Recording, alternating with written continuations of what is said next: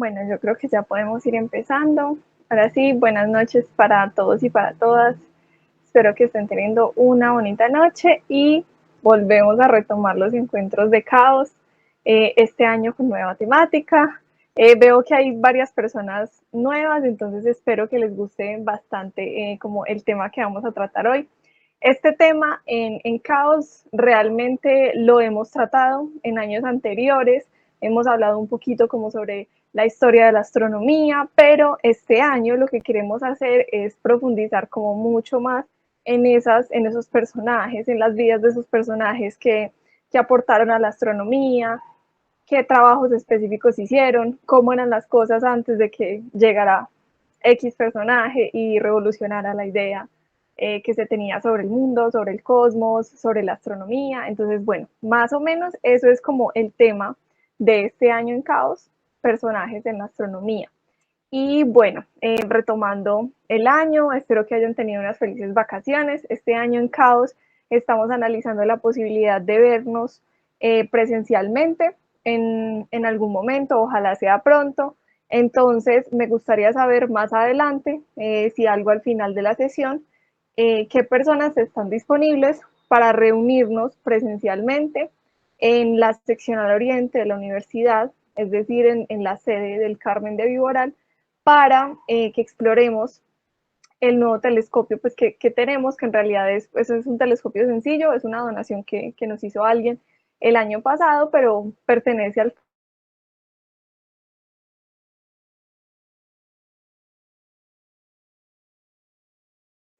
todos podamos conocerlo, familiarizarnos un poquito como con este instrumento.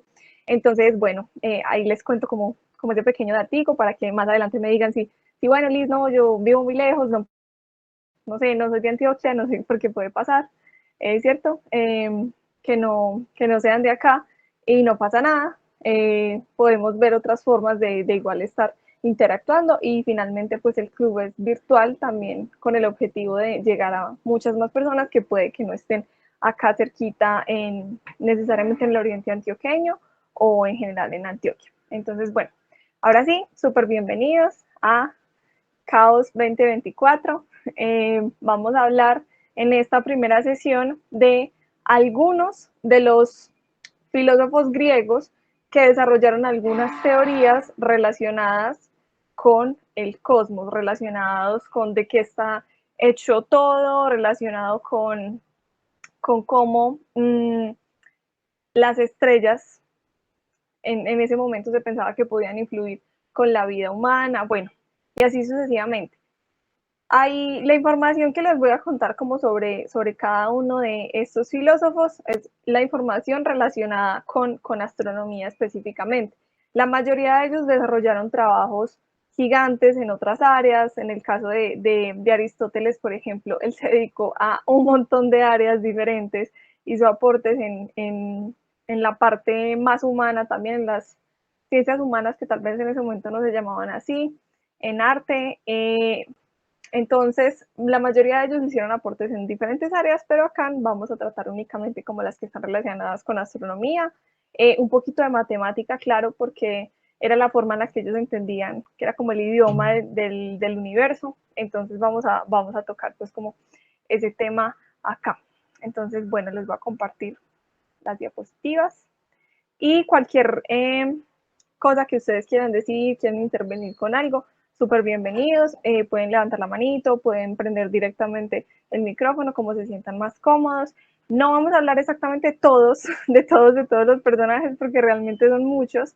Entonces, lo que vamos a hacer es hablar de unos cuantos personajes bien interesantes y todavía nos quedan por ahí otros pendientes que la idea es hablarlos en las siguientes sesiones. Vamos a tratar de que nos rinda bastante y si tienen sugerencias de personajes específicos que quieren que hablemos, súper, súper bienvenidos. También voy a tratar de que hablemos como de manera igualitaria de hombres y mujeres, ¿cierto? Entonces tengo como una lista ahí más o menos escrita de los personajes que podrían estar, pero siempre son súper bienvenidas las sugerencias, pero eso sí, tratando de mantener como ese balance entre si hablamos de tantos hombres, vamos a hablar también de tantas mujeres, porque hay muchas mujeres. Y de hecho, dato importante, en la próxima sesión de Caos vamos a estar hablando de una de las mujeres más, bueno, no solo de una, vamos a tratar de hablar de esa mujer que fue bastante importante para la astronomía, pero la idea es que también vamos a celebrar en general, como cada año lo hacemos en Caos, el Día de la Mujer y la Niña en la Ciencia. Entonces el día oficial es el 11 de febrero, pero pues acá en Caos lo vamos a celebrar el 19, que es la próxima sesión. Entonces, bueno, ahí quedan avisados. Vamos a ver si podemos traer invitadas especiales, así como lo hemos hecho los últimos años, esperemos que sí. Bueno, y ahora sí, después de tanto, vamos a empezar con el cosmos griego. Resulta que, si bien la astronomía no surge acá, no surge con los griegos, no surge ni siquiera con los babilonios, no surge con los egipcios, porque en realidad la astronomía es algo que ha venido con la humanidad desde que estábamos en las cavernas, desde que todavía no éramos ni siquiera sedentarios, desde que todavía no teníamos como esta forma de vida. La astronomía ha sido fundamental para prácticamente todas las sociedades, de maneras diferentes, pero siempre ha estado presente, porque la astronomía nos ayuda con la medida del tiempo, ¿cierto? Entonces, estar pendientes del movimiento del sol, de la duración del día, nos habla mucho de, por ejemplo, las estaciones. Si bien acá no hay estaciones, sí hay épocas de lluvia, épocas de sequía, que también se pueden notar con esos cambios en la duración del día y la duración de la noche, ¿cierto? Eh, Dime.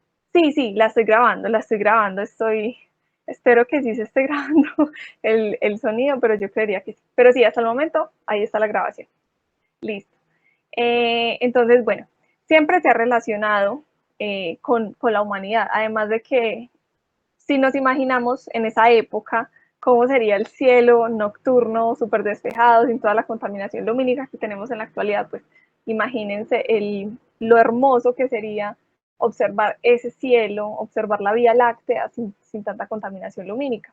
Entonces, era muy natural, era una inclinación muy natural para la humanidad en diferentes épocas y siempre hubo personas dedicadas como a ese estudio, en mayor o menor medida, pero siempre hubo personas dedicadas a ese estudio. Entonces, realmente la primera civilización, llamémoslo así, que se dedicó a hacer como un estudio más riguroso, a empezar a notar entonces la duración, por ejemplo, del año, que determinó la duración del año, fueron los egipcios. Ellos fueron los primeros que sí como tal contaron los días que se demoraba el sol en dar la vuelta a través del cielo, ¿cierto? E incluso lo definieron súper bien, lo definieron como 365 días y un cuarto. O sea, casi la misma medida que tenemos en la actualidad, pues ahí por los decimales, pero aproximadamente lo mismo, 365 días y un cuarto. Desde los egipcios, ellos ya lo sabían, ya lo tenían ahí medido hace un montón de tiempo, hace como, incluso eso fue más o menos 1000 años antes de Cristo, o sea, hace más de 3000 años la humanidad ya sabía cuánto se tardaba la Tierra en darle la vuelta al Sol. Claro, en ese momento de pronto no se veía como la Tierra dándole la vuelta al Sol, porque todavía no había mucha claridad al respecto de si era la Tierra la que orbitaba alrededor del Sol, si era el Sol el que orbitaba alrededor de la Tierra, si todo orbitaba alrededor de un fuego central. Bueno, había muchas teorías al respecto, pero al menos ya se tenía una primera medida, o sea, un primer calendario. ¿Y por qué los egipcios tenían como esa necesidad de saber, no sé, en qué época del año estaban? Resulta que no todos los pueblos necesariamente iban a tener como esa inclinación hacia medir esos ciclos, de acuerdo a sus necesidades. Entonces, ¿qué pasó con los egipcios específicamente? El Nilo, el río Nilo, tiene unas épocas del año en las que se sube, en las que se desborda el río, y tiene otras en las que hay mucha sequía. Ellos tenían que tener eso absolutamente claro para poder, primero, hacer su civilización en los alrededores del Nilo y segundo, poder tener presente cuáles eran las épocas de cosecha. Entonces ellos fueron los primeros que dijeron, bueno, aquí en la época en la que está Sirio, la estrella más brillante del cielo nocturno, ¿cierto? La época en la que Sirio se empieza a observar es la época en la que se viene la inundación del río Nilo, entonces súper importante que tengamos eso absolutamente claro. Entonces ellos tenían esa necesidad y de allí surgió pues como ese primer acercamiento al calendario. Ellos lo definían de una forma como muy diferente, entonces ellos decían que eran como 360 días del año y 5 días de fiesta. Entonces esos 5 días era como, no cuentan, 5 días que se la pasaban completamente de fiesta, estos días no cuentan en el año, entonces esa fue la forma en la que ellos encontraron para definirlo, porque igual también les gustaban los números, entonces les parecía como más armonioso dividirlo en 360. Entonces, bueno, por ahí está ese acercamiento. Los babilonios también tenían un acercamiento bien especial con la matemática. Y sobre todo estas dos culturas fueron las que dejaron ahí como el terreno listo para que llegaran los griegos, ya con su pensamiento un poco más complejo, más dedicados como a ese tema, y tomaran ese conocimiento de esas otras civilizaciones y empezaran a desarrollar sus propias ideas. Incluso hay un dato que me parece súper chévere y es que no sé si ustedes recuerdan del colegio, pues los que ya pasaron por el colegio y ya pasaron por ese momento en el que uno ve el teorema de Pitágoras, que ahorita lo vamos a ver, que es como súper famoso, súper necesario, pues súper necesario, dependiendo de la carrera que uno estudia, claro, pero súper necesario en ese momento en el colegio, cuando uno ve el teorema de Pitágoras, que es del triángulo rectángulo, eso lo ve uno por todos lados. Ese teorema, que ahorita se los voy a explicar bien, que se atribuye a Pitágoras, pues sí es Pitágoras el que lo vuelve como un teorema como tal, pero en realidad los egipcios lo usaban desde hacía mucho tiempo y de una manera más intuitiva. Y ellos lo que hacían era coger una cuerda con 12 nudos y ubicarlo de tal forma que quedara como un triángulo rectángulo. Entonces es como un triángulo que se conoce como con medidas 3, 4 y 5 y les servía como para hacer mediciones de construcciones. Entonces ellos desde ahí ya tenían muchas cosas supremamente claras en la relación con la matemática, con la arquitectura, ya tenían como su relación ahí bien interesante con ese mundo de la geometría. Obviamente que en esa época era muy diferente, pero ya tenían ahí esa relación. Entonces, aquí es que entran, ahora sí, los filósofos griegos. Vamos a hablar inicialmente de los jónicos, que están liderados por Tales de Mileto. En este momento hay algo que se llaman como son los 9, ya se me olvidó si son los 9 o los 7 sabios de Grecia. Bueno, pero él era realmente Tales era como el más conocido de ellos y él también desarrolló como un teorema relacionado con los triángulos. A esta gente realmente le encantaba la matemática y bueno, gracias a ellos que tenemos teorías muy interesantes. Entonces él tenía como un método con los triángulos para calcular alturas desconocidas. Entonces, este es un método que no sé si se entienda tan fácil explicándolo así, pero habla de los triángulos semejantes, que si yo tengo un triángulo aquí y otro como más pequeño, que queda inscrito en ese otro triángulo más grande, pero que comparten como esta de acá que se llama la hipotenusa, como que si esos triángulos tienen relacionados sus lados, es decir, esta cara y esta cara de los triángulos están relacionados. Con esa relación entre triángulos semejantes, así se llama, si quieren profundizar en eso lo podemos hacer, con esa técnica calculó la altura de una pirámide por allá en Egipto.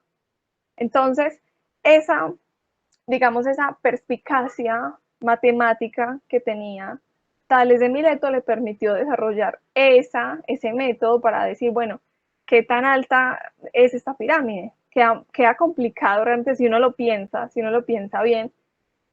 Vamos a Egipto, nos ponemos mentalmente en Egipto y yo quiero saber qué tan alta es esa pirámide. Pues este señor logró medir qué tan alta era la pirámide con un palito y el sol, utilizando simplemente la sombra de la pirámide y la sombra del palito. Y ya, y a esos con triángulos semejantes. Únicamente la magia de la matemática. No tuvo que coger 1 metro y medir toda la, bueno, y en ese tiempo 1 metro. No tuvo que coger, no sé, un sistema de medida y cogerlo y ponerlo en toda la pirámide, sino que utilizó algo mucho más, un artilugio de la lógica matemática y logró deducir ese tamaño de esa pirámide. Acá en Caos hemos hablado de un poquito de esas ventajas de la matemática, de la geometría, de la trigonometría, y es que resulta que también por métodos, trigonometría, por ejemplo, es muy sencillo, entre comillas, calcular la distancia, por ejemplo, a los planetas interiores, a Mercurio, a Venus. Así fue también utilizando trigonometría que se calculó la distancia Tierra-Sol, la primera vez que se calculó, que no es hace tanto, pues, pero tampoco es una medida tan reciente. Entonces, hay datos curiosos de por qué a los astrónomos nos gusta la matemática. Mentira, no necesariamente nos gusta, pero la necesitamos, la necesitamos. Entonces, bueno, Tales de Mileto era como uno de los más importantes, de los más relevantes en este grupo de sabios, y estuvo estudiando muchísimo la matemática, la trigonometría, la geometría, y tenía también una visión del cosmos que ya vamos a ver mucho mejor, que la compartía con este otro personaje que es Anaximandro. Resulta que para ellos, aún en esa época, la Tierra era el centro. Entonces, la Tierra era el centro del universo, todo gira alrededor de la Tierra, pero bueno, ahora pensemos, ya como que aceptamos que la Tierra está en el centro. Ahora pensemos, ¿qué, qué forma tiene la Tierra? ¿Qué forma puede tener la Tierra? Porque en ese momento el conocimiento que había era el que provenía de los navegantes que se iban al mar, pero tampoco se iban tan lejos, ¿cierto? Las personas que iban por tierra hacia otros lugares, pero también hay unos límites para ese conocimiento que se puede obtener de manera experimental, o sea, de una persona caminando, empezando a dibujar mapas. Entonces, había mucha incertidumbre con respecto a la forma de nuestro planeta. Entonces, ellos, en este momento, los jónicos, tenían la teoría de que la Tierra era como una especie de cilindro, que era un cilindro inmóvil en todo el centro del universo, y que era un cilindro en el cual estaba como la unión de los continentes, así como se ve acá más o menos. Entonces estaba Europa, por acá estaba Asia, estaba como el mar Mediterráneo, y en los alrededores estaba, bueno, por ese lado estaba como el mar, estaba otro pedazo de mar, y bueno, más para allá otro terreno desconocido. Entonces, si bien en este momento uno le suena como, pues, ¿por qué salieron con esa idea de un cilindro y tierra encima? Y realmente, pues en ese momento no se conocía mucho, no se había recorrido suficiente hacia, no sé, hacia la parte más interna de Asia, no se había recorrido mucho el mar porque era peligroso. Sí se lo había recorrido, pero digamos no distancias tan extremas como para darle la vuelta al, al, al planeta. Entonces, empíricamente, esta es una información que uno dice, se puede llegar a concluir eso. Si uno solo conoce un pedacito, realmente estos eran los mapas que funcionaban en la época. Entonces, no es como tan loco pensar que esto fuera una posibilidad para ellos. Entonces, ellos realmente estuvieron con ese sistema, enfocados en ese sistema, y para ellos ese era el sistema que funcionaba. Pero si bien no es claramente, no es la forma de nuestro planeta, realmente fue la primera vez que se empezó a hacer un cuestionamiento real sobre qué forma tenía nuestro planeta. Entonces es un primer paso. Listo, no dieron con la forma correcta en ese momento, con la información que tenían, pero fue un primer paso para salirnos un poquito del planeta y decir, bueno, si yo me salgo de aquí, ¿cómo se ve el planeta? ¿Cómo se ve desde afuera? ¿Qué forma tiene la Tierra? en dónde está el mar, en dónde está la tierra. Entonces realmente es algo es muy bonito y es muy significativo porque lo que vemos con los griegos es que hay muchos primero. El primero que pensó en esto, el primero que ideó esto otro, el primero que y puede que hayan otros científicos de la época o antes incluso de otras civilizaciones que hayan pensado esto mismo, que hayan desarrollado un conocimiento muy similar o por otro lado, pero que hayan avanzado un montón. El tema es que el registro que nosotros más tenemos en la actualidad es de los griegos. Hay mucho contenido, por ejemplo, de los árabes también, pero que se ha ido perdiendo mucho. Entonces, por el momento, nosotros definimos como el primero que tal, a varios de estos griegos porque también es la información que se conservó hasta este momento y es un poco la herencia de la cultura que tenemos hoy en día, la cultura más occidental, por así decirlo. Entonces, bueno, esta, en términos generales, la tierra que tenían los jónicos. Ahora pasamos, ahora sí, a Pitágoras. Ahora sí, el teorema de Pitágoras, que no sé si algunos lo recuerdan del colegio, que lo vimos por allá, y este es un triángulo rectángulo, lo podemos volver a ver acá. Este es un triángulo rectángulo. ¿Por qué es un triángulo rectángulo? Porque uno de sus ángulos es un ángulo recto, es decir, esta carita y esta carita acá están formando un ángulo de 90 grados. Y ya, bueno, tenemos esta otra carita de acá. Entonces, eso se suele nombrar como cateto, si vamos a utilizar este ángulo, por ejemplo, cateto opuesto, cateto adyacente, hipotenusa, no importa, simplemente catetos, hipotenusa. ¿Qué descubrió Pitágoras? Para no enredarnos mucho con este triángulo, ¿qué descubrió Pitágoras? Esta relación, que si tú sumas el cuadrado de estas dos caritas, obtienes el cuadrado de esta otra carita de acá que llamamos hipotenusa. Esa relación que uno dirá, bueno, ¿y eso para qué sirve? ¿Con qué motivo sirve eso? Eso sirve para un montón de cosas y en astronomía sí que sirve. El paralaje con el que se calcula la distancia a las estrellas tiene su base en esta simple fórmula, la fórmula del teorema de Pitágoras, ¿cierto? Solo con esto se pueden determinar muchísimas cosas e incluso también lo que hablamos ahorita de la semejanza de triángulos de Tales de Mileto con la que calculó la altura de la pirámide también se podría extender a este mismo análisis de Pitágoras.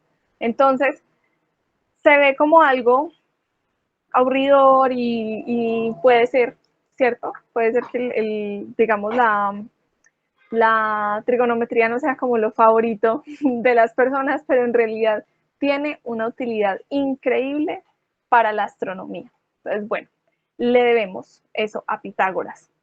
Y Pitágoras tenía una escuela a la que pues, luego en este momento se le conoce como los pitagóricos.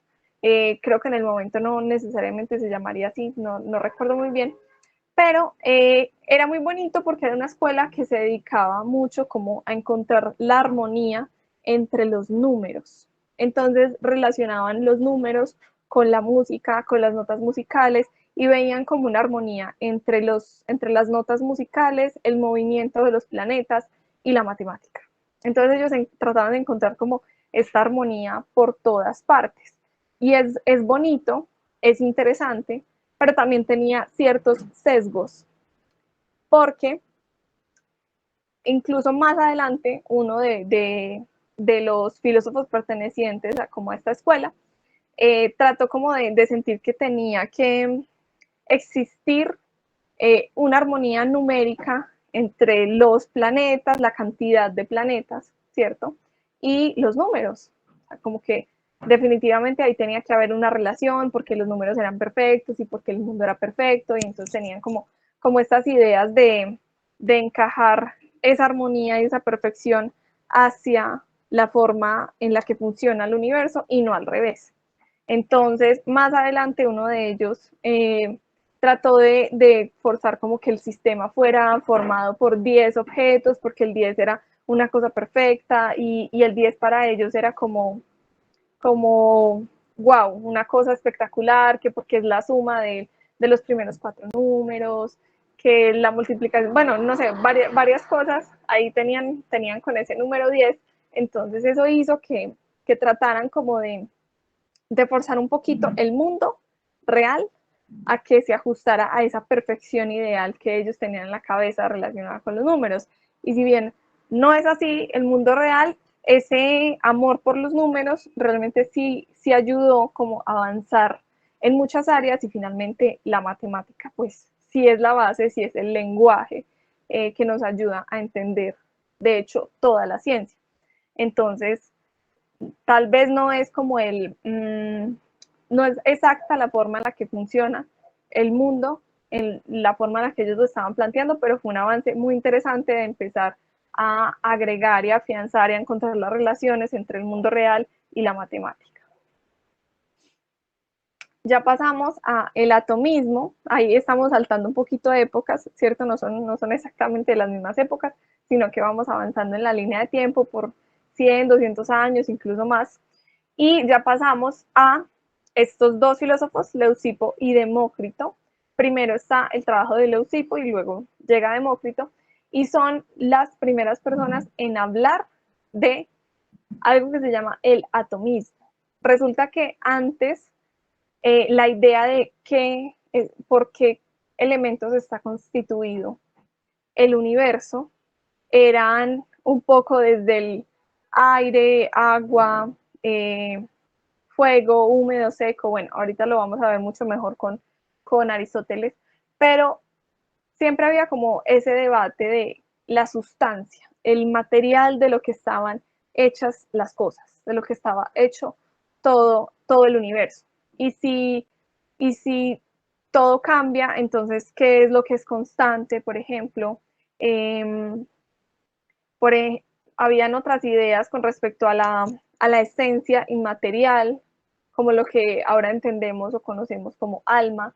Entonces, habían algunos que planteaban la idea de que la materia estaba en constante cambio, pero estaba la esencia que siempre se quedaba, la esencia que era como lo más importante del objeto. Habían otros que decían que no, que todo era estático, que la materia siempre estaba igual. Entonces habían como unos debates con respecto a la composición de las cosas, pero también si la composición de algo cambia, entonces, ¿qué es esa cosa?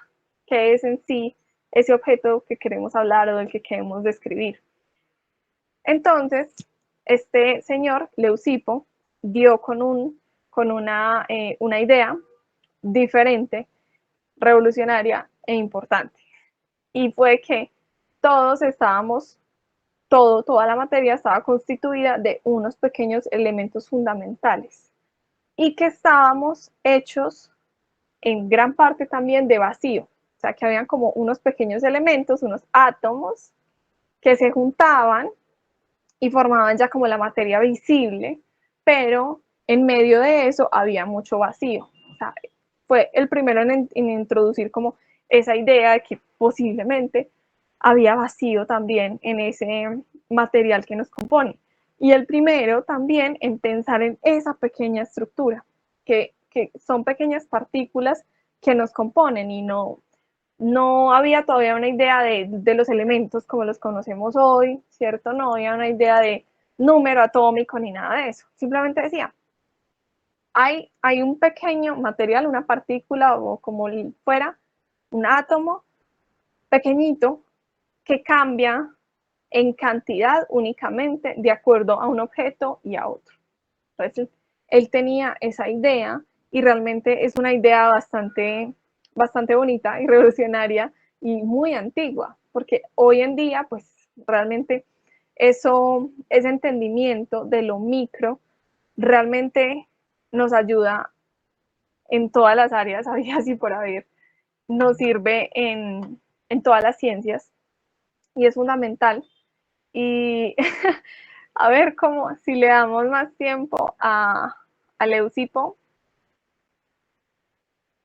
perdón, a Demócrito y un LHC de la época nos saca las partículas fundamentales. Sí, claro, si tuviera un poquito más de tiempo, de pronto nos hubiera llevado hasta, hasta allá, porque ya estaba muy, muy claro en esa época.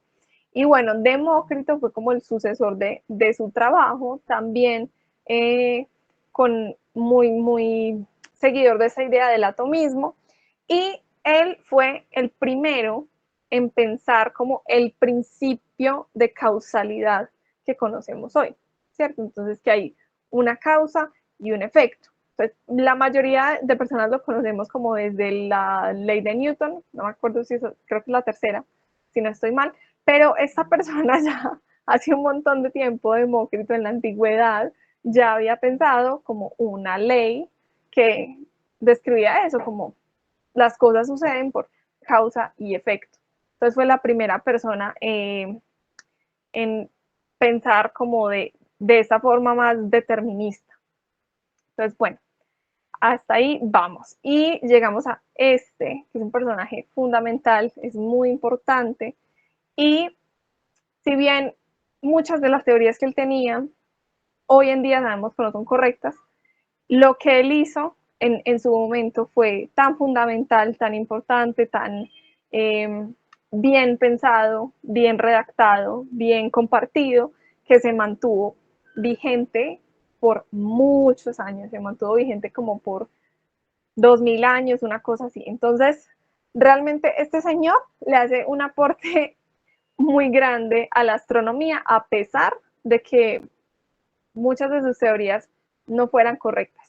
Pero ya es el momento en el que se ve como un pequeño, un orden un poco, por decirlo así, para pensar esa estructura del universo, empezar a hacer ese conocimiento un poco más tangible. Como vemos, algunos de estos filósofos trabajaban más en la parte matemática, de tratar de hacer encajar como las cosas, otros trabajaban más en el de qué está hecho el mundo, y en el caso de Aristóteles, trabajó mucho como en todas las cosas, ¿cierto? Entonces, él se dedicó a otras áreas también, pero vamos a hablar aquí únicamente como de esta parte. Ah, bueno, y nos estamos adelante. Como que hasta acá, todos los sistemas planteados, toda la forma en la que se creía que estaba constituido el universo, eran basados en que la Tierra era el centro. Creo que únicamente había uno que la ponía en movimiento y no me acuerdo si fue, no, no, todavía no está. Entonces, todos estos sistemas eran con la Tierra en el centro, que tenían formas diferentes, el universo, que había, en unas estaba el Sol más lejos, en otras las estrellas están más cerquita, en otra entonces la Luna está después de Marte, o sea, habían como configuraciones muy diferentes, pero se pensaba hasta ese momento que la Tierra estaba en el centro. Eso sí, antes de ellos, o sea, como después de Anaximandro, como más o menos desde Pitágoras en adelante, ya sí se sabe, sí se tiene claro que la Tierra es esférica. Eso sí, ya está muy bien entendido. ¿Por qué se sabía que la Tierra era esférica? Hasta antes de Aristóteles.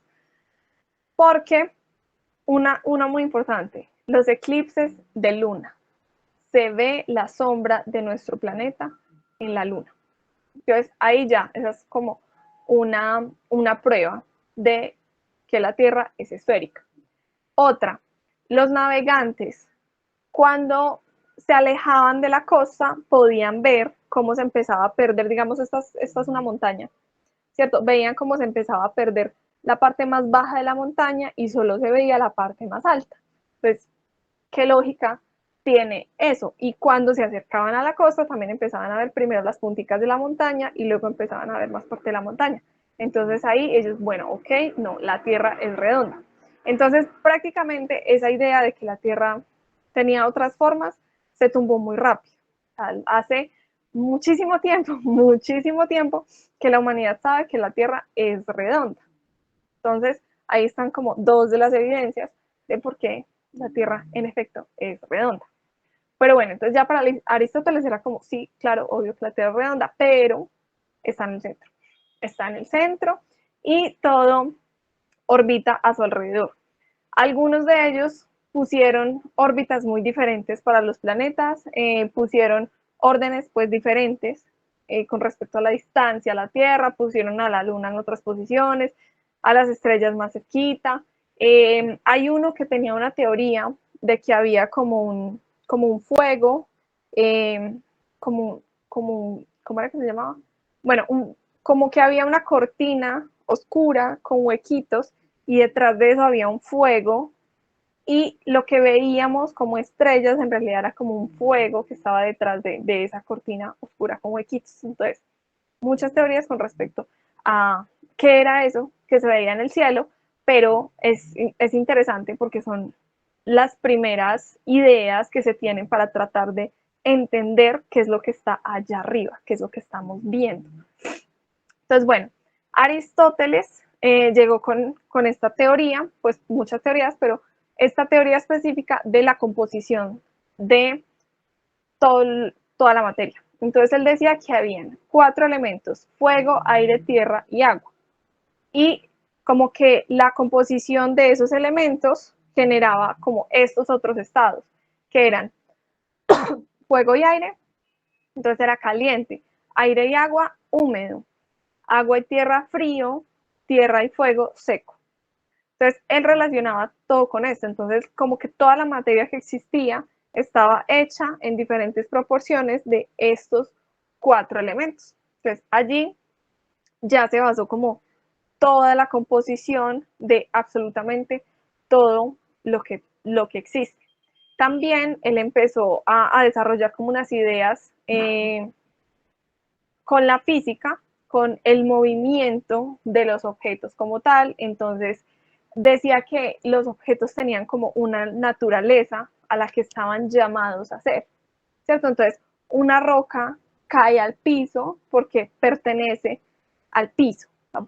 Porque pertenece a la tierra, porque es llamada, o sea, esa roca es como llamada a cumplir su fin último. Entonces como que todas los seres, las personas, los objetos, tenemos como un fin último al que somos llamados, tenemos una naturaleza. Entonces, muchas de esas cosas estuvieron vigentes por mucho tiempo.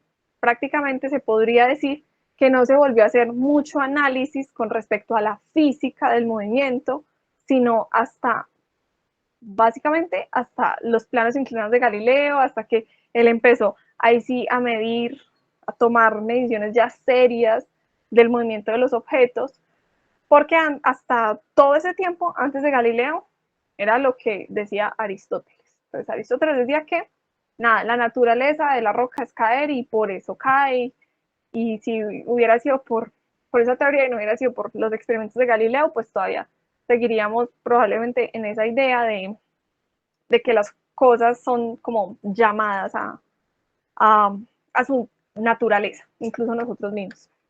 Denme un segundito que me dio tos.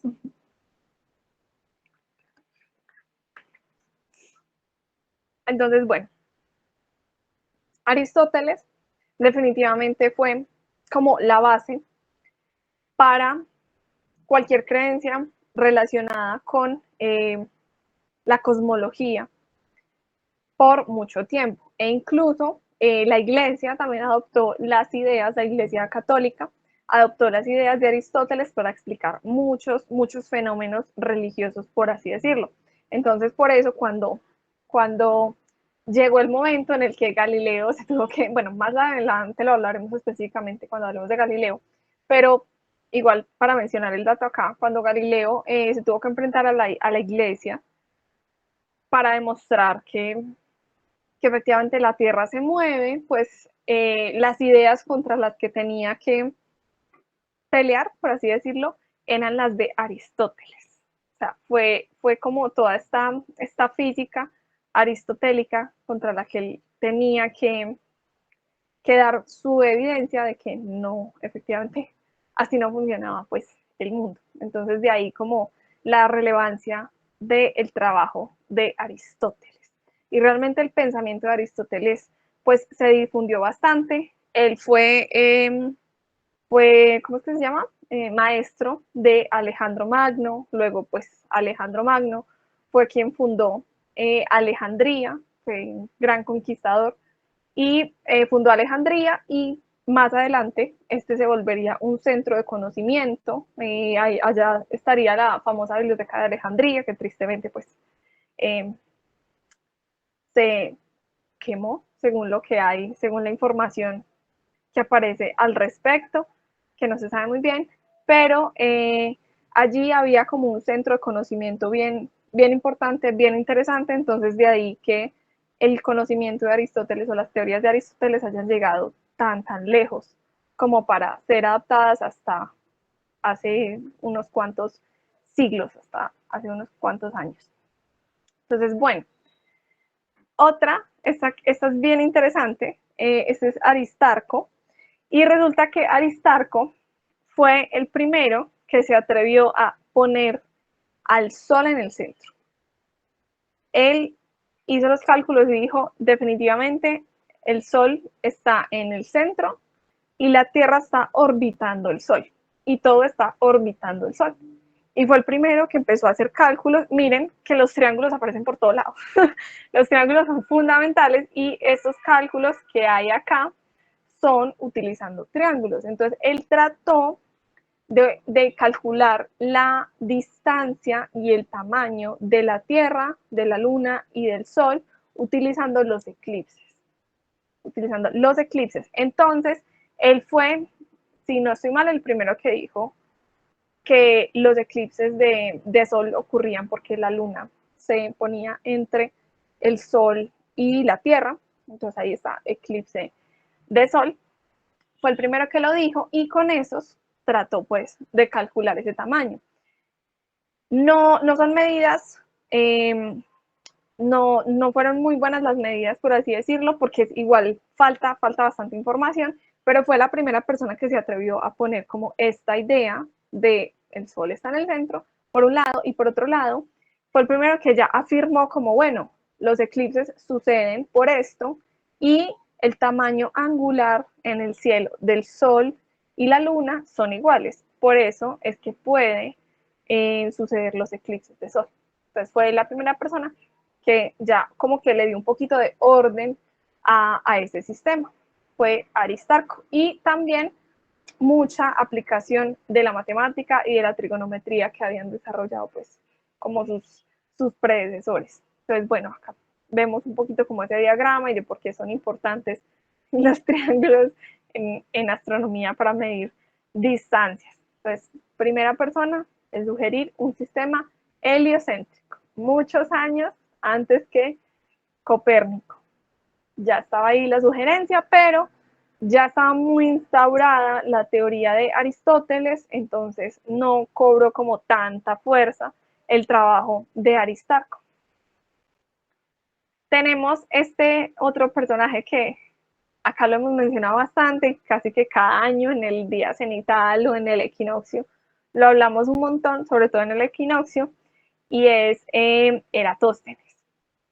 Eratóstenes fue la primera persona, pues, la que se tiene registro, que calculó en sí el tamaño de la Tierra. Entonces ya sabíamos, hasta ahí ya la humanidad sabía que la Tierra era redonda, pero ¿qué tan grande es?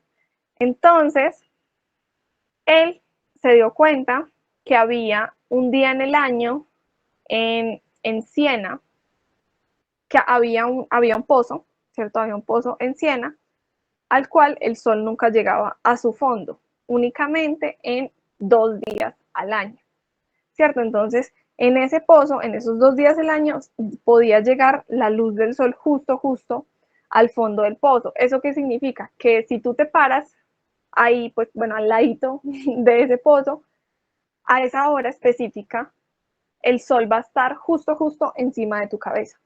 Y eso para uno puede ser como pues normal, todos los días al mediodía no está el sol sobre la cabeza. No, en realidad no. En realidad el sol solo en la parte del ecuador, ¿cierto? O sea, como del ecuador terrestre, 23 grados hacia arriba y 23 grados hacia abajo, solo en esa franja de todo el planeta se puede ver el sol justo sobre nuestras cabezas 2 veces al año. En el resto del planeta, o sea, más para el norte, más para el sur, no se va a ver en ningún día sobre las cabezas. y es porque eso depende también de la inclinación de nuestro planeta, del movimiento alrededor del Sol. Entonces, él notó este fenómeno, al que hoy en día conocemos como día cenital. Entonces él dijo, bueno, en Siena, este día específico, el Sol es capaz de llegar justo, o sea, de verse justo en el fondo de ese pozo. Entonces, ese es el día cenital. Bueno, en ese momento no lo llamaba así, pero ahora la conocemos así. El día cenital es tal fecha.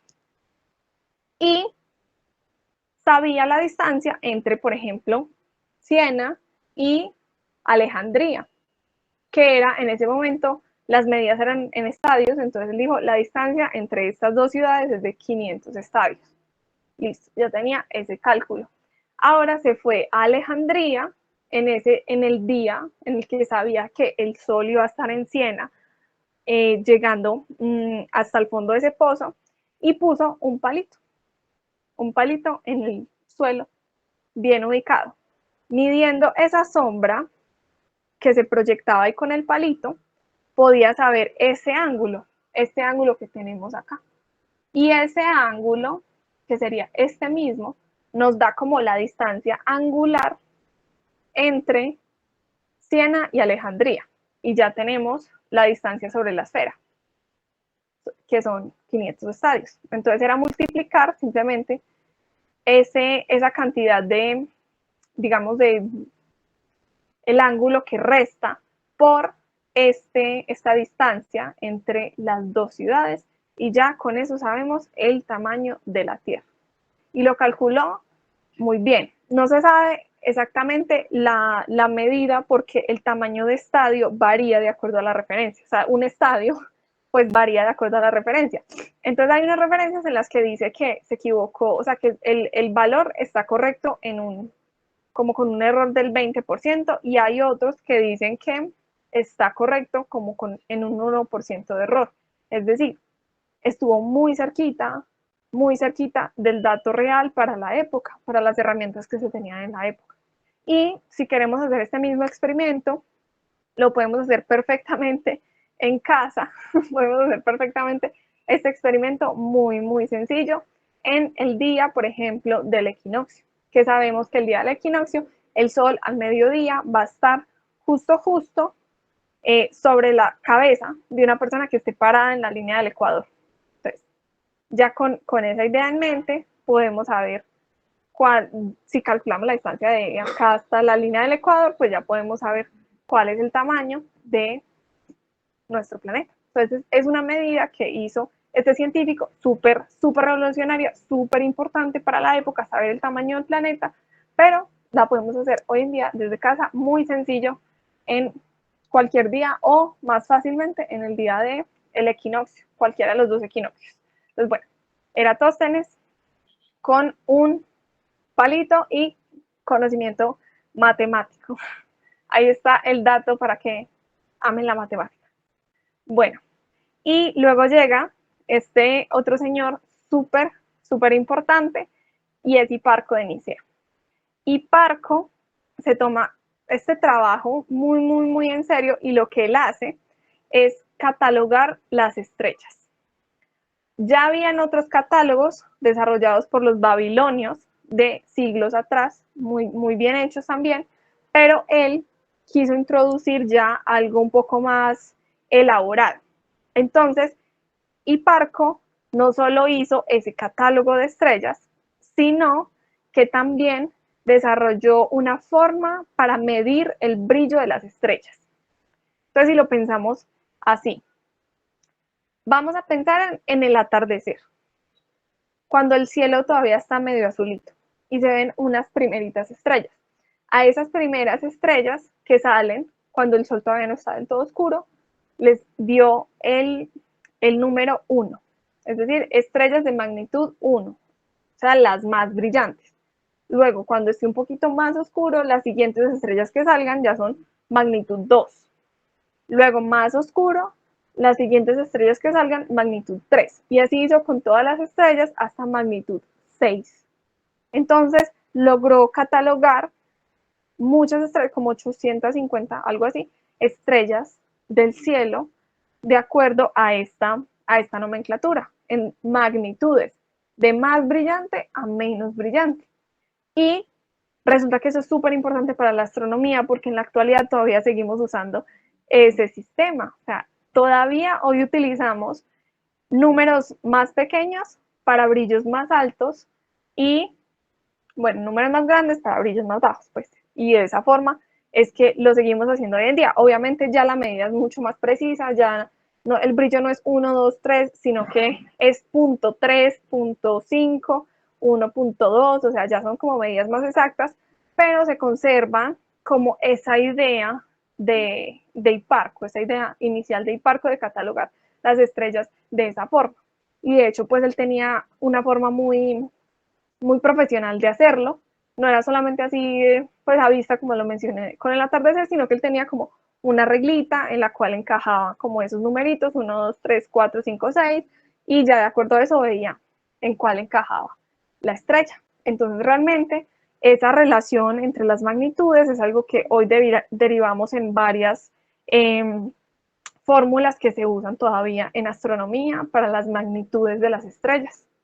Y bueno, súper importante que fue el primer trabajo dedicado específicamente a ese catálogo de brillos estelares. Entonces él desarrolló, acá lo vemos como en la representación que tiene en la pintura que tenemos al inicio, que es la Escuela de Atenas. Acá está él con su catálogo estelar, como una especie de carta celeste que él desarrolló. También, como hizo una ubicación tan dedicada de las estrellas, un catálogo bien hecho de las estrellas, se dio cuenta que su catálogo difería con respecto al catálogo de los babilonios. Y no es porque los babilonios hubieran hecho mal trabajo, no hubieran medido bien, no. En realidad, descubrió un fenómeno muy importante que hoy se conoce como precesión de los equinoccios. ¿Y qué significa la precesión de los equinoccios? Significa que nuestro planeta, supongamos que este es nuestro planeta, no tengo acá el planeta, supongamos que este es nuestro planeta. Sabemos que el planeta está inclinadito con respecto al Sol, por acá está el Sol, ¿cierto? Que está como inclinadito y eso es lo que genera las estaciones, eso está ahí, listo. Que está inclinado, ¿cuántos grados? 23 punto algo, listo. ¿Qué pasa? Resulta que no, a través de los años, no todo el tiempo, el planeta tiene esta misma inclinación así, sino que el planeta va haciendo como este movimiento. Ojo, no es el movimiento que hace en un año. El planeta, en un año, el movimiento que hace es así, pero con este ángulo fijo. Pero en el pasar de los cientos de años, incluso los miles de años, el planeta sí se va moviendo un poquito como así. Estaba dando como una vueltecita así sobre su mismo eje. No solo así, que este es el movimiento pues diurno, diario normal, sino así. Es como otro movimiento pues que tiene ahí la Tierra, que está generado por esa atracción gravitacional, sobre todo de Júpiter y de los otros planetas. Entonces, bueno, ¿qué es lo que pasa ahí? Resulta que ese pequeño movimiento imperceptible, muy imperceptible, no se está viendo mi cámara. No. No.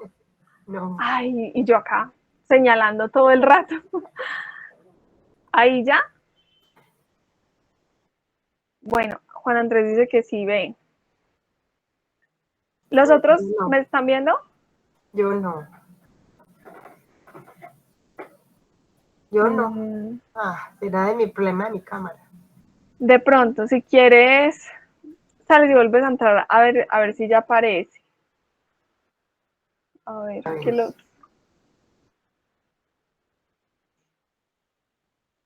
Bueno, vamos a ver que Alexia solucione ahí. Yo acá estaba concentrada haciendo el movimiento y qué tal que no me estén viendo. Pero bueno, entonces como les venía explicando, lo que genera ese pequeño movimiento imperceptible que en realidad tiene como un ciclo de, si no estoy mal, 17.000 años o 27.000, bueno, se me olvidó, unos 10.000 años de error nomás. Tiene un ciclo muy largo, son muchos años, pero ese pequeño movimiento, pequeñito, una cosita de nada, genera que la posición aparente de las estrellas cambie. ¿Y por qué eso es importante? Porque los catálogos estelares van a ir cambiando. Entonces, un ejemplo como muy sencillo de pensar es la Osa Mayor. Si nosotros vemos hoy en día la forma de la Osa Mayor, la típica cacerola, que la conocemos hace rato, si nos remontamos hace unos miles de años, no sé, 4.000 años, esas estrellas van a estar en una posición un poquito diferente con respecto a cómo están hoy en día. Y es por ese movimiento justamente del planeta. Entonces, ese movimiento del planeta es importante y es muy difícil de percibir. Y este señor Hiparco de Nicea, en esa época, hace un montón de tiempo, se dio cuenta de que ese movimiento generaba un cambio en las constelaciones. Entonces, primera persona en registrar eso. Y eso ya es un avance enorme, porque ya para ese momento, o sea, si lo pensamos hasta esta época, ya se saben muchísimas cosas. Ya se sabe entonces que la Tierra tiene como un movimiento, ya se sabe que la Tierra es esférica, ya se tratan de calcular cosas con los eclipses, ya el ciclo Saros, por ejemplo, se me olvidó mencionarlo, pero el ciclo Saros es algo que desarrollaron se me perdió si eran los babilonios o los egipcios, bueno, alguno de ellos, de esas dos civilizaciones desarrolló el ciclo Saros, que es el ciclo que tardan en repetirse los eclipses, ¿cierto? Los eclipses están perfectamente conocidos y medidos desde hace miles de años literalmente. O sea, qué cantidad de eclipses solares y lunares van a haber en un año, todo eso ya está registrado. Y ese ciclo se repite perfectamente cada 18 punto algo de años. Entonces, ese ciclo Saros está conocido hace un montón de tiempo, que no se sabía en esa época en la que se desarrolló, no se sabía qué lo generaba, pero estaba ahí medido. Ellos ya sabían cuándo iba a ocurrir un eclipse de sol, un eclipse de luna, ya lo tenían súper bien registrado, y también pues hoy en día se conoce ese ciclo ya con otras medidas un poco más exactas, pero finalmente se sigue utilizando como esa metodología que se tenía para entender el ciclo de los eclipses. Entonces, hasta esa época, el avance de la astronomía es enorme, pero todavía pues está una idea un poco más relacionada con la astrología. Todavía se cree que los planetas influyen sobre nuestra vida, que las estrellas influyen, que la posición de los planetas, bueno, todavía en esa época se cree mucho eso, e incluso eso es algo como muy útil para las personas que se dedicaban a la astronomía en la época, porque eh, pertenecían, por decirlo así, como a la clase alta, llamémoslo de esa forma, porque podían ser los consejeros del rey o cosas así, porque eran las personas que estaban más iluminadas en los conocimientos del cielo. Entonces, es algo que uno pensaría como que es un poquito raro, uno podría pensar en la actualidad que es un poco raro, pero los astrónomos de esa época eran gente muy respetada en relación a ese conocimiento de los cielos que tenían, pero no necesariamente por todo ese background científico, matemático, sino más que todo por esas creencias que habían en la época de que eran las personas que tenían el conocimiento de cómo los cielos influían en nosotros. Entonces es algo curioso, pero bueno, permitió el avance de la astronomía, permitió muchísimo el avance de la astronomía, porque los reyes eran los que más dinero le metían al estudio de las estrellas, que necesitaban saber si iba a haber abundancia, si no iba a haber abundancia, si su reino tenía una mala profecía encima o algo por el estilo. Entonces, todo ese tipo de cosas eran importantes para los monarcas, y por eso permitieron a los astrónomos seguirle trabajando a ese tema. Entonces, bueno, ventajas, desventajas, pero bueno, algo bien interesante. Y llegamos ahora sí a Ptolomeo, que tiene un sistema bien interesante, ya hoy en día pues muy desmentido, ¿cierto? Pero en ese momento y por muchos siglos funcionó como la teoría que mejor explicaba el movimiento de los astros. Entonces, Este señor conocía muy bien de geometría, realmente también, así como sus predecesores, fanático de las matemáticas, de los triángulos, de los movimientos, y él desarrolló un sistema muy complejo, bastante complejo, de círculos, con el cual explicaba los movimientos de los planetas vistos desde la Tierra y poniendo como la Tierra en el centro. Entonces, recordemos que Aristarco ya había dicho como, hey, no, el que está en el centro es el Sol, pero pues nadie le hizo mucho caso, seguían con la idea de que no, la Tierra era la que tenía que estar en el centro definitivamente. Entonces, Ptolomeo desarrolló una, como un artilugio matemático para explicar esas trayectorias que se veían de los planetas desde acá, desde la Tierra. Entonces, desarrolló como unos círculos que se llamaban ecuante y deferente. Entonces, había algo que se formaba como epiciclos y era básicamente como lo muestra como aquí en el dibujito. La Tierra como en el centro o cercano al centro. Alrededor hay como un círculo, pero sobre ese círculo hay otro círculo.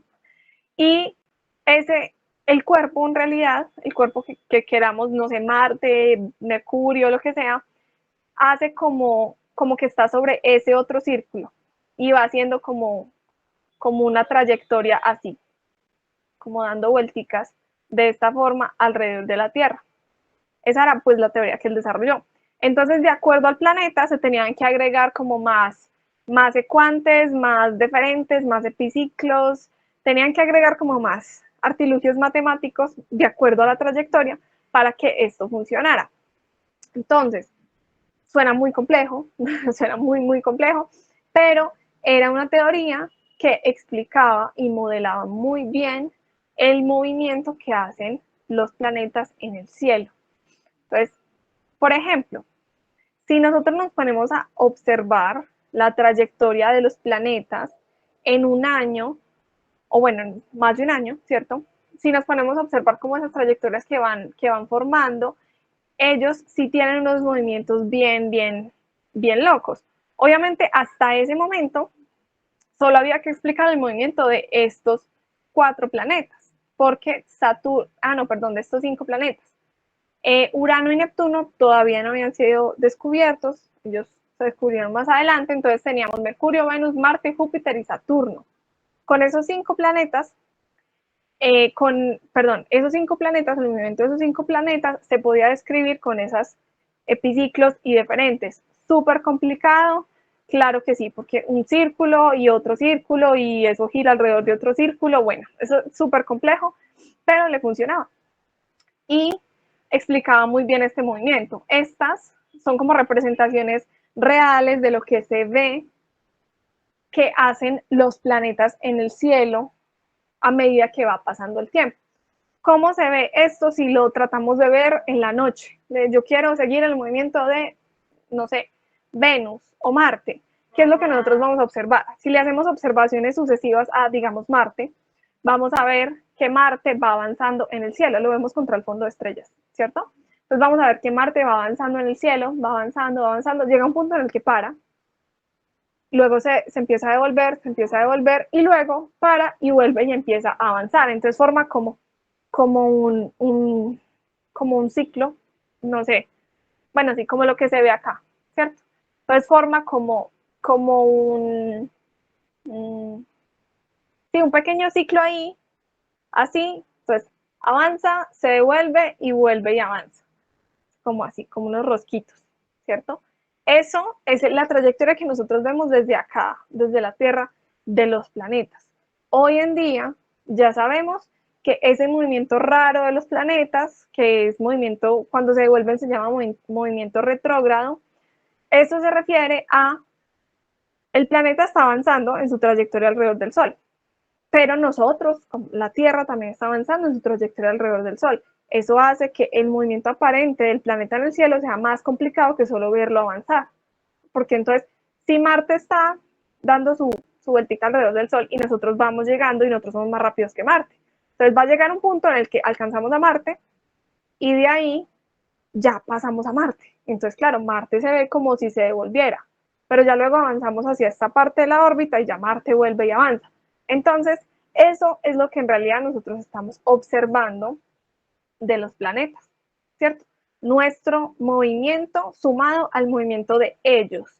Pero en ese momento no se entendía y no se podía explicar de formas más sencillas. Entonces, Ptolomeo fue la primera persona que se atrevió a decir, bueno, no, yo voy a ponerle orden a esto y voy a agregar un montón de círculos para explicar de manera geométrica el movimiento de los planetas y le funcionó perfectamente bien. O sea, con este sistema de circulitos y eso, se pueden hacer estas figuras. Pero, bueno, funcionó por mucho tiempo, pero ya hoy en día sabemos que no es la situación. Aquí hay un gráfico de más o menos cómo creía él que era el universo. Entonces tenemos la Tierra como lo central y tenemos alrededor los planetas, el Sol y por acá en la distancia es que está como la esfera de las estrellas. Hubo otro filósofo que también había ideado como un sistema de esferas, un sistema bien complejo de esferas sobre las cuales estaban los planetas. Entonces había como una esfera donde estaba el Sol y por medio de la cual se movía, otra esfera donde estaba la Luna, otra esfera Marte, otra esfera y así, y otra esfera de estrellas. Y finalmente, pues, mientras más compleja la teoría, más alejada de la realidad. O sea, esa teoría de las esferas así, esferas homocéntricas creo que se llamaban, tenía como 50 esferas para que funcionara este sistema. Entonces, realmente súper alejado. Y el de Ptolomeo, si bien no era el súper sencillo, tampoco era tan complejo como esas otras explicaciones y funcionaba bien, entonces se aceptó por un muy buen tiempo. Entonces, Ptolomeo escribió unas obras bien importantes. El Almagesto fue una recopilación de mucho conocimiento que él desarrolló alrededor del funcionamiento de los planetas, de la composición, de los objetos. Realmente hizo muchos estudios en matemáticas también y todo eso lo puso en un libro bien interesante, bien importante. Y en realidad tenía este otro también que se llama el Tetrabiblio, si no estoy mal, en el que resumió un montón de sus estudios, ¿cierto? Y de los seguimientos que hacía de los planetas. Y esto es muy importante porque, ok, la teoría que resume como el movimiento, o sea, de los planetas, la teoría que tienes del funcionamiento, pues no es la correcta, pero realmente la sistematización que él hizo de la información, de las observaciones, es muy importante para empezar a construir ya la astronomía como una ciencia, ¿cierto? Y esto se utilizó por mucho tiempo, por muchísimos años, hasta que ya llegaron pues otras ideas más revolucionarias que ya es como la astronomía moderna, ¿cierto? Pero por mucho tiempo esto se utilizó y funcionó perfectamente bien. Funcionó muy bien. Ya luego la ciencia nos dice que la teoría más sencilla es la que más probablemente describe el universo y lo hemos ido descubriendo más o menos hemos ido descubriendo que es así, pero por mucho tiempo estas como artilugios matemáticos nos ayudaron a entender ese mundo en el que vivíamos. Entonces, estas fueron esos primeros pasos que dieron algunos filósofos antiguos, astrónomos antiguos, sobre los cuales podemos empezar ya a construir una ciencia bien bonita y bien interesante como es la astronomía, y nos habla justamente de lo importante que ha sido esta ciencia desde el inicio de la humanidad. Desde que surgimos en todas las civilizaciones, siempre ha estado ahí presente y siempre ha sido muy importante para la humanidad, y ahí seguiremos construyéndolo y aprendiendo más del universo en el que vivimos. Entonces, bueno, más o menos así va terminando la cosa. Claramente faltan personajes en esta historia. Hablaremos algunos más adelante. Hay un personaje específico que me emociona mucho hablar, que lo hablaremos más adelante. Y bueno, pero en resumen, quería traerles como este tema de la astronomía griega, del cosmos griego, porque son como esos padres fundadores de la doctrina como tal de la astronomía. Antes de eso, sí habían conocimientos, habían registros, pero no, digamos que no habían cosas tan tangibles, tanto registro, tantas cosas escritas, la relación con la matemática. Ellos fueron como los pioneros en ese, como en esa sistematización de ese conocimiento y en esas primeras ideas de qué estamos hechos, dónde estamos, qué forma tiene nuestro planeta, eh, cómo se mueven los planetas a nuestro alrededor o cómo nos movemos alrededor del Sol, ¿cierto? Entonces fueron las primeras mentes que se dedicaron a tratar de resolver esto y fueron los primeros que empezaron con ensayo y error, por este lado, por este otro, hablar entre ellos, a siquiera preocuparse por ese mundo más allá de los fenómenos sociales o más allá de la vida propia, sino, uy, cómo funciona todo esto que está a mi alrededor. Entonces, espero que les haya gustado. Queda el espacio para preguntas, me cuentan lo que me cuentan lo que quieran y claro, se reciben sugerencias para las próximas sesiones, los personajes. También les quiero hacer la invitación a que se animen a hacer una de estas sesiones, hablar de un personaje que les guste mucho. Eso lo estudian, lo traemos acá, lo discutimos. Saben que este espacio es de todos y de verdad me alegra muchísimo ver que hoy tenemos como más personas que se animaron a unirse por acá. Súper bienvenidos. Muchas gracias por estar. Todos los comentarios bienvenidos. Bueno, muchas gracias a todos. No sé si alguien quiera hacer un aporte, una pregunta.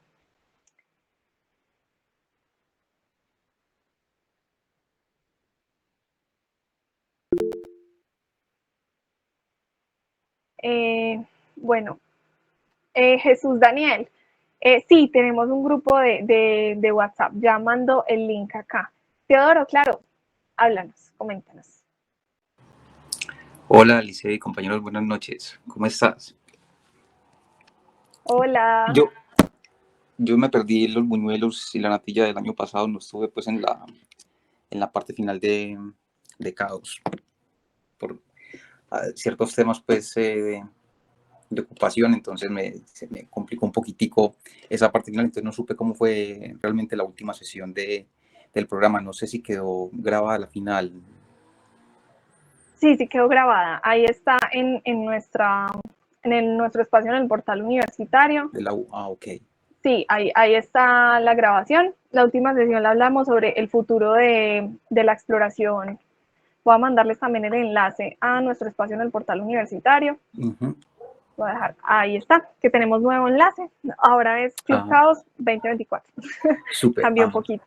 Entonces sí, eso está grabado, es sobre la exploración, el futuro de la exploración espacial de Marte y la Luna y tratamos de hablar un poquito como de otras perspectivas que no son únicamente la de la NASA, Claro. sino que hay otras agencias que también están ahí en la carrera espacial y están haciendo unos avances impresionantes. Bastante.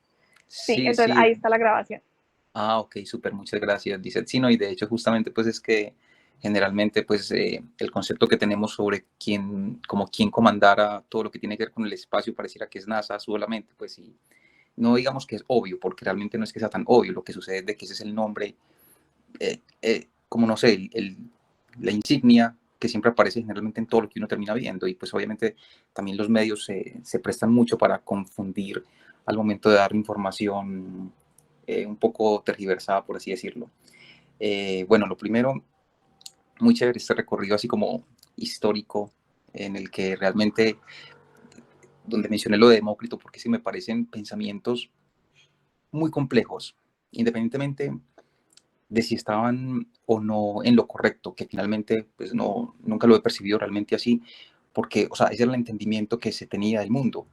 Y llegar a ese punto es aún más complejo todavía. O sea, es que el solo hecho de Demócrito con el tema del vacío es que si yo me siento una tarde y me pongo a mirar por el balcón, es que yo no llego a esa conclusión así de sencillo, o sea, o ni siquiera suponerlo. Entonces hay que tener una mente muy compleja, muy filosófica y tener mucho tiempo libre para pensar también, obviamente. Eh, Cuando mencionabas lo de Pitágoras, recordé algo que no sé si es real o no, si es apócrifo o no, es esta historia que tiene que ver con la esposa de Pitágoras, que se llamaba Teano o algo así. Y entonces es muy curioso porque cuenta esa historia de que un joven que estaba pues en la clase de Pitágoras o en esa escuela pitagórica vio a Teano, pero que curiosamente Teano es esposa de Pitágoras, fue la esposa de Pitágoras, y este pelado pues cuando vio a Teano se enamoró pues profundamente de ella. Entonces fue obviamente donde Pitágoras y le preguntó que qué edad tenía Teano, entonces porque había quedado pues como cautivado a este muchacho. Y entonces Pitágoras le dice que Teano es perfecta y su edad es un número perfecto. Y esa vaina pues como que quedó ahí, como el estudiante pues como que no captó, entonces él le dice que si le puede explicar exactamente, que si le da más información, entonces él vuelve y le replica en el que dice que la edad de Teano, además de ser un número perfecto, es el número de sus extremidades multiplicado por el número de sus admiradores, que cabe señalar que es un número primo. Luego hasta ahí, porque realmente es más, avanza mucho más, pero tiene que ver justamente con los estudios de Teano en ese mundo griego y en ese mundo pitagórico y en esa escuela como tal. Entonces, no sé si de pronto entre las mujeres que tienes ahí, más adelante, de pronto aparece ella. Pero, muy repito, ella aparece como la esposa de Pitágoras, pero no estoy tan seguro del tema. Pero esa historia, pues es googleable, por así decirlo, pues aparece pues mucho acerca de ella y en muchos libros pues de historia griega. Esta parte de la historia, pues, vuelvo y repito, puede ser apócrifo o no, pero es interesante porque es que de ahí se desprenden muchos conceptos que tienen que ver justamente con los números primos y estos números perfectos. Entonces, es interesante, pues, concluir realmente cómo el estudiante logra llegar a cuál es la edad de Teano, porque tiene que ver, pues, como con todo lo otro que les mencioné ahorita. Y bueno, y lo segundo, y ya pues termino con esto, es con respecto a, mencionaste algo de los cometas, de los astrólogos como tal, que habían en su momento, y de cómo los reyes o los emperadores y toda esta gente se basaba justamente en esos fenómenos, como el paso de los cometas para las predicciones. Entonces, no sé si, no sé si recordarán que había, que hubo en algún momento un cometa que pasó en el, no, vamos a ver si lo recuerdan, aunque yo creo que sí lo sacan de una en el 1066, después de ahí vuelve y pasa en el 1300 y algo, después vuelve y pasa en el 1910.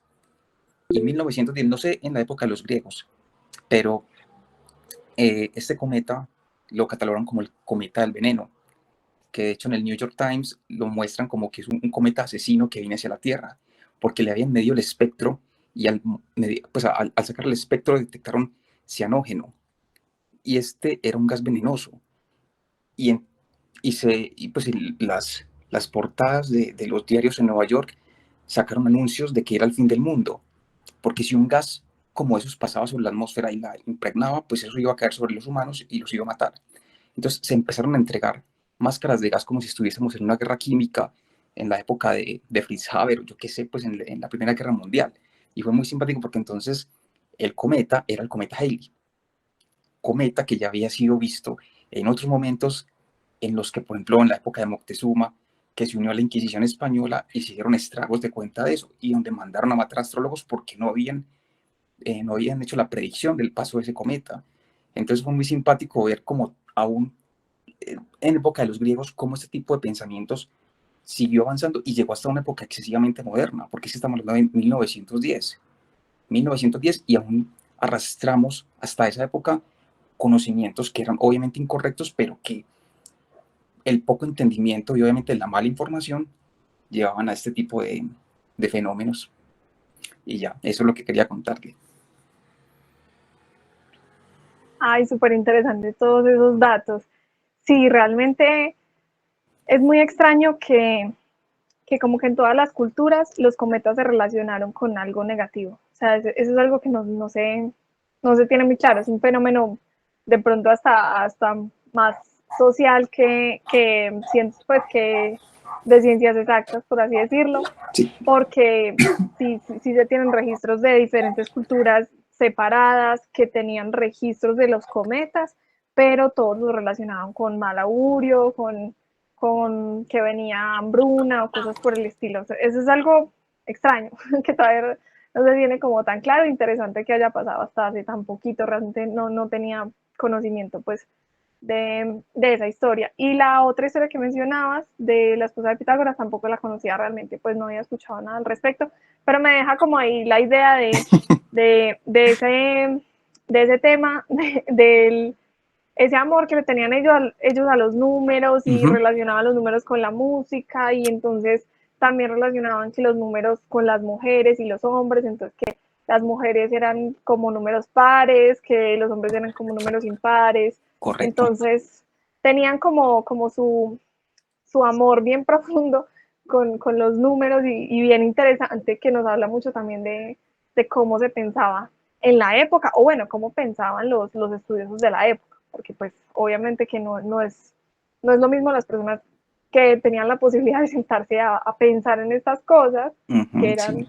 los sabios, a las personas pues que tenían que estar pensando en su supervivencia, claramente. Entonces, bonito, o sea, interesantes esas historias y realmente pues ese personaje como tal no lo conocía. Hay que buscar más sobre esas mujeres Sí, porque de la son época. muchas realmente, sino que lo que pasa es que están suprimidas en los libros, ya sea por un montón de sesgos y pues por ese pequeño detalle que, bueno, es que no es, es muy incómodo realmente, pero bueno, esa era la visión de la época, esa era la visión de la época, entonces no es, no es tan difícil pues no entender las razones por qué lo hacían.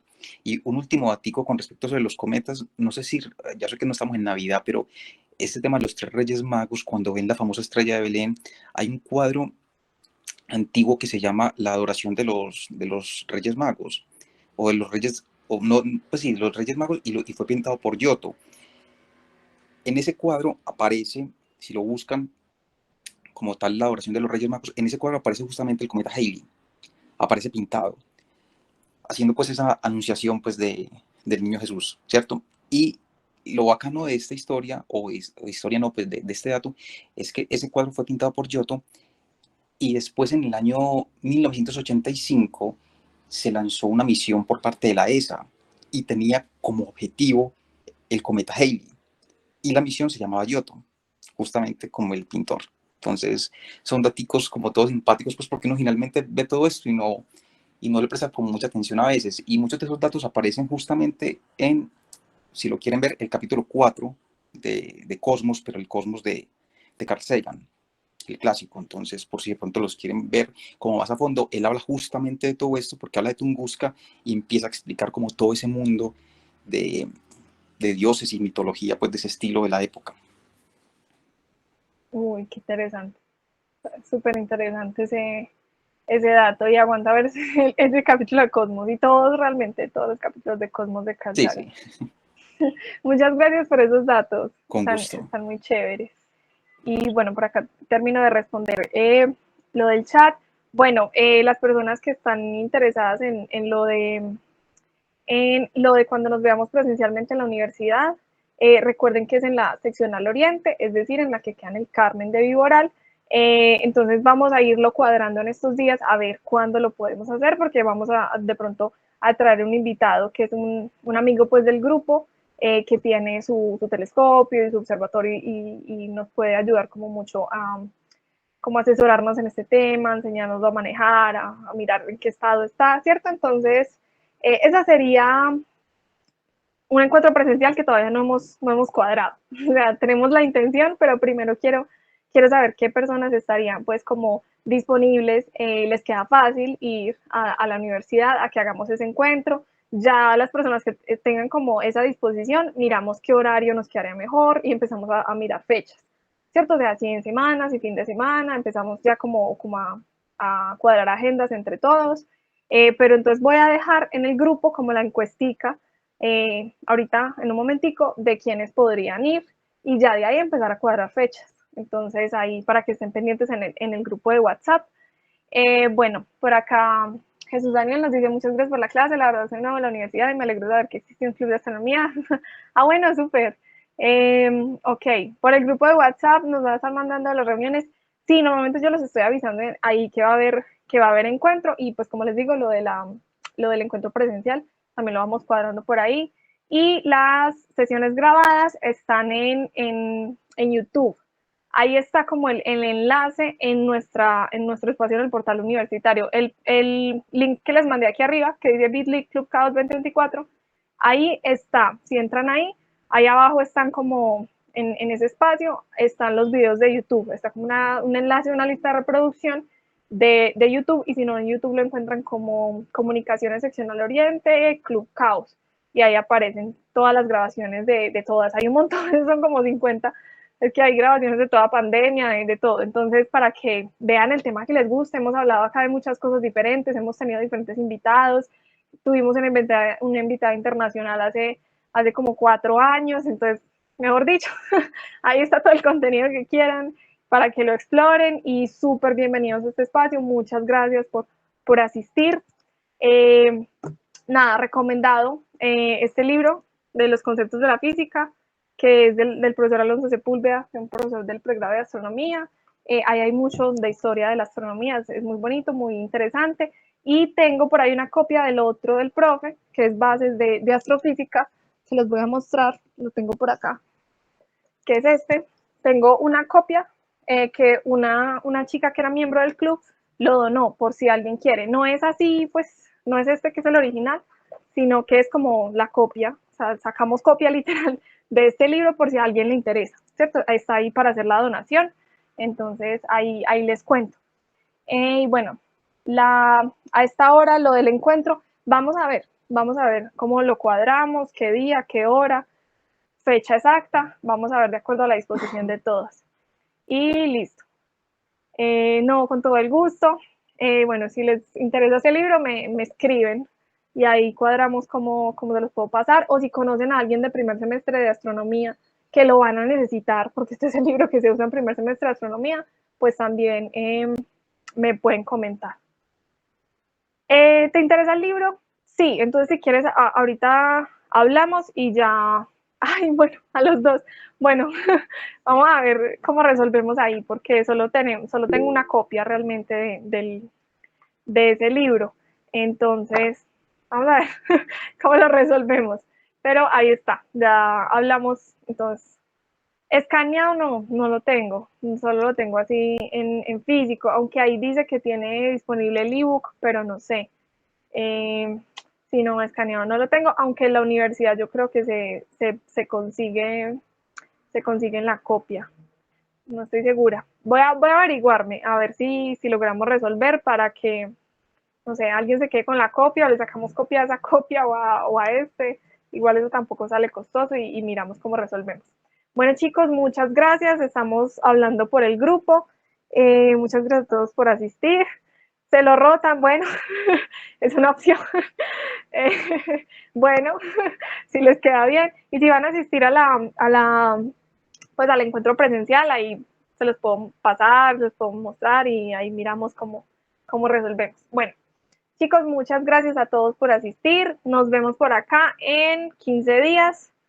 Tenemos en 15 días el encuentro especial del Día de la Mujer y la Niña en la Ciencia. Vamos a ver si podemos traer invitadas, entonces las esperamos y los esperamos por acá en este espacio que es de ustedes. Muchas gracias a todos, y ya saben, me cuentan si quieren participar y si quieren algún personaje específico. Feliz noche. Chai. Feliz noche, Lizeth, muchas gracias. Nos vemos en Feliz 15 noche. entonces. Chao. Listo, chao.